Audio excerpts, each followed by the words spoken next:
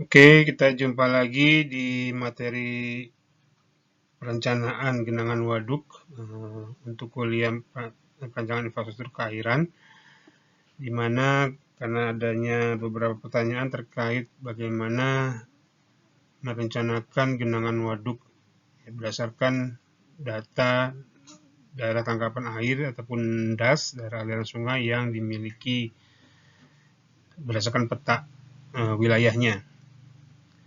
Oke, tentu saja untuk awal kita harus memiliki peta kontur ya. Ini bisa kalian miliki bentuknya formatnya manual ya atau dalam formasi DEM atau bentuk DEM atau mungkin Anda sudah mempunyai aplikasinya dalam GIS ya. Nah, intinya peta kontur ini yang akan memberikan informasi terkait garis-garis ketinggian permukaan bumi ya. Kemudian ada interval yang skalatis ya, itu sama intervalnya biasanya kalau per 1 meter, ada per 5 meter, per 10 meter, dan seterusnya ya, itu tergantung skala peta yang kalian gunakan.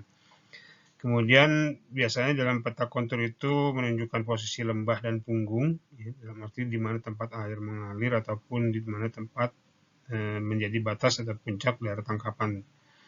Nah, dalam kasus pembuatan waduk, memang perlu terlihat suatu saluran atau anak sungai ataupun sungai. Intinya ada badan air yang terlihat dalam lembah yang terdapat di kontur tersebut.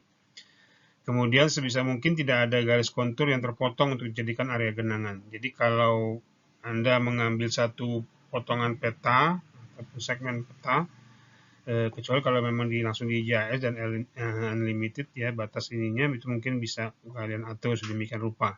Tapi intinya jangan sampai ada yang bagian yang terpotong konturnya supaya semua cakupan genangan itu bisa terlihat. Kemudian informasi dari peta itu yang kita gunakan ini yang menjadi background ini mudah-mudahan terlihat jelas ya garis-garis konturnya ya. Kalau garis kontur yang ada di dalam peta ini ya, di mana ada bagian yang menunjukkan lembah ya. Kemudian juga ini ada lembah juga bagian yang menunjukkan punggung ya, dilihat dari bentuk dan maupun ketinggiannya. Dan di sini ada aliran sungainya ataupun anak sungai ya.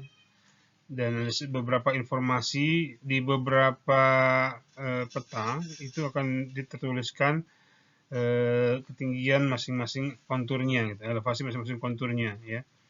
Nah, di sini saya tuliskan saja secara manual bahwa ini adalah elevasi di 200, 210, ini kebetulan elevasinya selisihnya adalah 10 meter.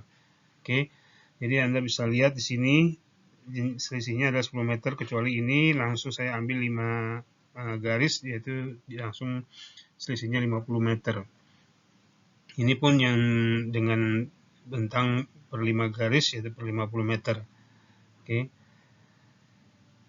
Dari situ nanti saya akan zoom bagian ini ya, yang menjadi peta acuan nanti di mana tadi ada anak sungai yang mengalir di dalam lembah tersebut ya.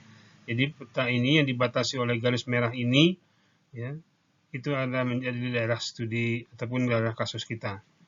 Oke. Nah, di sini yang perlu Anda lakukan pertama kali adalah untuk membuat daerah genangan waduk, tentu saja Anda perkirakan dulu, kita pelajari dari lokasi peta yang dimiliki, itu kira-kira di mana akan membuat bendungannya. Jadi itu bangunan bendungannya sendiri dulu yang harus ditentukan diperkirakan di mana. Oke. Dengan melihat kontur-kontur yang ada, ya, misalnya seperti saya di kasus ini terlihat ya peta kontur ini lembahnya, ini sungainya. Jadi saya akan membendung di sini. Ya. Kalau Anda mempunyai bentuk kontur yang misalnya melebar, ya, misalnya di sini ini juga boleh selama ujung dan ujung-ujungnya ini adalah memiliki ketinggian yang sama. Dalam hal ini 240 meter, di sini juga 240 meter. Oke, ini saya tandai. Jadi harus bertemu di dinding yang sama, karena Anda akan memblok aliran ini sepanjang elevasi yang sama, ya, yaitu 240 maksimumnya. ya. Anda mau membendung lebih dari 240 silakan ditemukan lagi, karena ini seperti per 10 meter, misalnya Anda mau membendung 250, bisa Anda berikan sampai di sini, dan ini juga bisa Anda berikan sampai di sini misalnya, dan mungkin agak sedikit miring ataupun disesuaikan, digeser ke sini kalau misalnya Anda ingin memakai 250 seperti ini, ya. Atau juga misalnya Anda berada pada dua anak sungai, misalnya yang sungai yang ini, ya, ada sungai yang ini, ya, dan kemudian ada yang ini, itu akan Anda bendung, ya, karena di sini memang tidak saya ambil. Itu bisa jadi adalah kalau Anda lihat ini, ya, garis kontur yang ini, ya, mempunyai nilai yang sama, ini, ya, dan ini. Jadi ini dan ini misalnya ini Anda bendung, nah itu jadi satu. Jadi ini pada kontur yang sama, ya. Kalau Anda lihat ini adalah kontur yang ini adalah sama dengan yang ini, ya. Yang ini adalah sama dengan yang ini. Jadi ujung ke ujung ini, misalnya Anda ingin membendung dua sungai tersebut. Ya. Bisa juga kalau misalnya Anda ingin dipertinggi lagi kedalamannya, bisa jadi Anda membuatnya seperti ini. Nah, seperti itu. Ini adalah dinding bendungan yang Anda akan bangun. Ya. Oke. Nah, sekarang kita akan ambil contohnya adalah yang ini. Ya. Nah, di sini garis kontur yang sebelumnya tadi ada, yaitu ketinggian kontur 210, ya, itu harus Anda buat mengikuti garis konturnya. Ya. Jadi tidak ada batas genangan itu yang memotong, misalnya seperti ini, tidak ada nih. Nah, itu batas genangan seperti ini tidak ada. Ya. Jadi batas genangan itu harus mengikuti faedah ataupun kaidah dari elevasi si kontur sendiri, ya. Seperti ini, ya. Anda buat, dan ujungnya adalah semua bertumpu pada dinding bendungan ini, ya. N di sini, berhabis di sini. Ini saya menggambarkannya secara manual, ya, dan mungkin kalau Anda tetap bisa melakukan dengan GIS dan aplikasi lainnya mungkin yang familiar menurut Anda. Oke. Nah, untuk hal ini di dam ini, di waduk ini, ya, itu kedalaman maksimumnya adalah 10. Tadi karena selisihnya antara dasar dan elevasi yang diarsir ataupun yang di blok adalah 10. Oke. Nah, luas genangannya ini juga berdasarkan pengukuran. Kalau Anda bisa menggunakan measure untuk mengukur luasnya, ya. Ini diperkirakan kasarnya luas dari genangan yang saya miliki ini adalah 64.000 meter persegi, ya. Itu karena di sini jaraknya adalah hampir 400 dikalikan sekitar 160, ya. Kurang lebih seperti itu. Itu luas genangannya. Sehingga dari luas dan kedalaman tersebut, ya, kita bisa mendapatkan volume genangan sekitar 320.000 meter kubik. Ya. Ya, dari mana? Yaitu dari 64.000 kali 10 dibagi 2. Kita karena menganut prinsip luasan segitiga, karena dasarnya itu lebih kecil daripada atasnya. Oke, nanti akan ada penjelasan selanjutnya. Oke, jadi ini volumetriknya.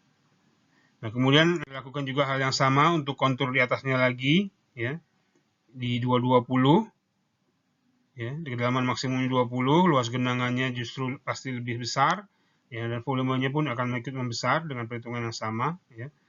Kemudian Anda juga bisa menambah lagi genangannya, ya, sampai 230, karena di sini maksimumnya ada 240, ya. Anda masih bisa lagi sekali lagi membuat luas genangan dalam ketinggian 240 meter ini. Oke. Jadi ini adalah genangan maksimum yang akan Anda miliki di waduk yang Anda buat, ya. Kita belum membicarakan pelimpahnya. Ini masih bentukan waduk yang akan terjadi jika kita menahan ataupun memblokir atau membangun bendungan di tebing ini, di dinding ini. Oke. Begitupun jika Anda tadi seperti contoh sebelumnya adalah memperlebar bendungannya, ya. Jadi dampaknya juga mungkin lebih besar. Nah, kalau tadi seperti yang tadi dicontoh Anda mengambil seperti ini, ya, tentu saja ini Anda harus ikut menerus, ya, mengambil batasnya, ya. Ini kemudian ini menjadi batas baru Anda mengikuti kontur yang Anda miliki di sini, ya. Seperti ini kurang lebih. Nah, jadi dari sini ya menuju ke sini, ini adalah batasan genangan kalian, batasan genangan Anda. Oke. Untuk elevasi 240. Tentunya kalau ingin yang lebih kecil, ya silakan mengikuti kontur yang ada. Jadi semua pasti mengikuti ketinggian kontur yang ada di dalam peta. Nah, apalagi jika Anda menggunakan GIS, harusnya bisa langsung secara by system mengenali ketinggian dari kontur ataupun elevasi yang sama.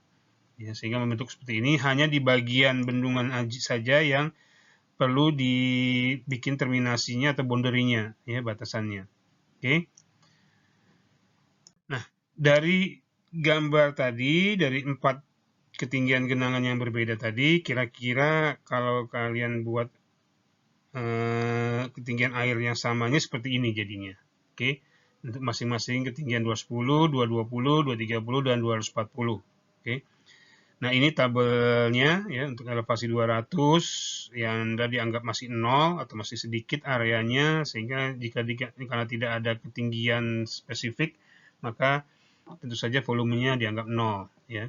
Begitupun untuk yang ketinggian 10 ya. Akan seperti ini perhitungannya, dan seterusnya dan seterusnya dan seterusnya. Oke.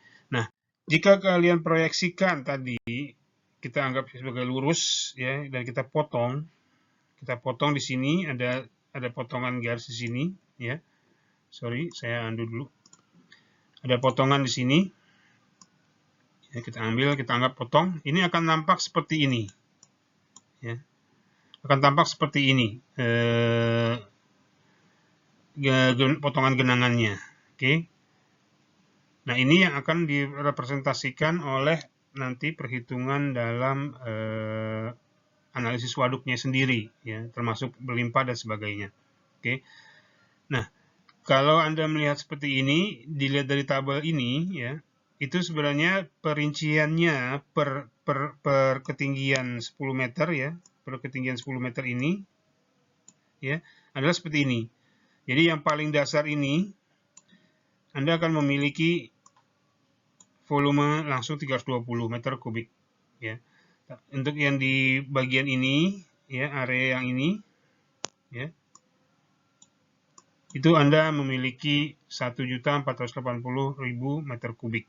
Ya. Jadi kalau di total, ya, keduanya ini adalah memang 1.800.000. Oke. Begitupun ini di level ini juga ketinggian sendiri seperti ini, ya, itu tentu saja itu Anda bisa analisa dari luasannya, ya. Luasan permukaannya dikali dengan selisih antar ketinggian. Oke. Dan ini juga yang paling atas seperti ini. Sehingga kalau ini di total tetap menghasilkan nilai yang sama, yaitu 16.800.000 meter kubik air. Ya. Nah, ini juga memberikan informasi bahwa apa yang kita potong tadi, ya, kalau Anda masih ingat gambar ini, ya, ini adalah representasi dari bentuk waduk yang kita miliki ini. Ya. Nah, di sini memang belum menampilkan pelimpah. Untuk pelimpah di sini kita belum ada di sini. Ya. Jadi perkirakan pelimpahnya akan diposisikan di sebelah sini. Ya. Tapi ini untuk mengidentifikasi dulu ketinggian genangan, di mana kita memiliki dam crest, ya, puncak bendungan seperti ini, dam crest, ya. Kemudian dam height-nya, ya. Ini adalah dam height-nya, total kedalaman atau ketinggian damnya, ya. Yaitu biasa direpresentasikan dalam nilai H, ya, dari dasar bendungan, ya, 200 di elevasi 200, ya, dan 240, berarti dam height-nya adalah, ya, 40 meter saja. Oke. Nah, nanti Anda juga akan mengingat lagi bahwa rumus untuk tinggi pelimpahnya biasanya tidak, yaitu 3 kali HD, itu kedalaman di atas ini nanti, ya, di atas pelimpah. Oke. HD itu jadi 3 kali lipatnya, atau HD itu adalah sepertiga dari ketinggian effective dam height ya. P ini adalah effective dam height ya. P ini boleh dibilang effective dam height yaitu sampai ke bibir pelimpah. Oke. Jadi proyeksinya seperti ini. Nah, itu saja menurut saya bagian pertamanya ya. Nanti akan kita lanjutkan dengan materi waduk dan pelimpah di mana Anda akan mempelajari tentang pelimpah juga dalam waduk ya. Kemudian bagaimana mengukur debit di atas pelimpah yang melimpah. Juga bagaimana Anda menggunakan software Ponce untuk menghitung berapa estimasi ataupun tabel yang mengindikasikan besaran debit maupun nilai-nilai lainnya yang ada pada sistem waduk Anda. Oke, silakan dilihat-lihat lagi videonya, Anda bisa ulang lagi dan tolong dibuat petanya yang benar dan kemudian juga genangannya sekarang mungkin Anda sudah paham dan bisa diperbaiki dengan lebih baik lagi. Bagi yang sudah baik silakan bisa difinalkan dan kemudian nanti disubmit di folder yang sudah disediakan. Oke. Sampai ketemu lagi. Selamat istirahat, tetap sehat, stay at home.